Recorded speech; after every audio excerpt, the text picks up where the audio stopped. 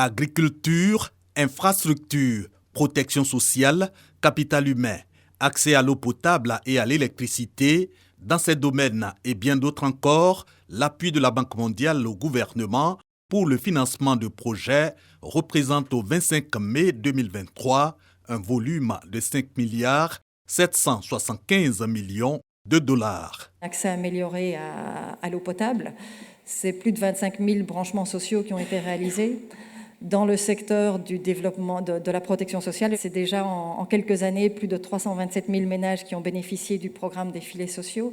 Et il y a à nouveau 100 000 ménages qui sont enregistrés en ce moment. Il convient de se féliciter de l'accroissement substantiel des appuis de la Banque mondiale à la Côte d'Ivoire qui ont doublé, passant de 2,8 milliards de dollars en 2019 à 5,7 milliards de dollars en 2023. Comparé à 2017, c'est quasiment une multiplication par 5 du portefeuille.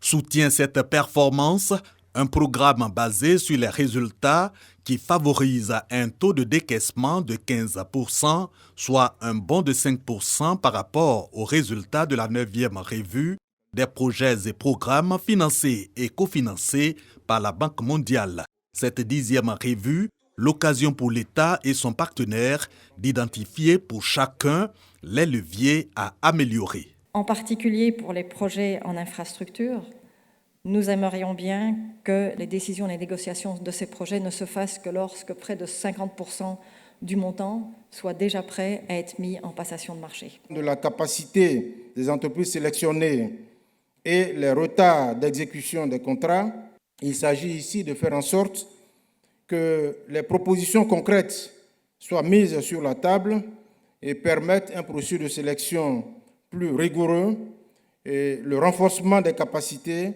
la transparence, la redevabilité et l'application stricte des dispositions légales et réglementaires. Tout en saluant les conclusions de cette 10e revue, le Premier ministre Patrick Achi engage l'État et la Banque mondiale à réformer leur partenariat. Nous sommes les premiers à être convaincus qu'il y a des réformes importantes à faire au niveau de l'administration, dont justement les contrats de performance que le ministre des Finances vient de mettre également en place pour pouvoir avoir un suivi plus minutieux, que ce soit depuis la phase d'identification des projets en termes de préparation, en passant par les parts, jusqu'à ce qu'on arrive véritablement à la préparation des DRF et au décaissement.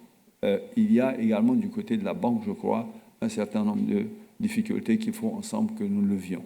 La finalité, toujours selon le chef du gouvernement, booster de 15 à 20% le taux de décaissement, célérité et qualité des projets réalisés et meilleur impact sur les populations, donc épanouissement maximal de celles-ci, priorité du chef de l'État.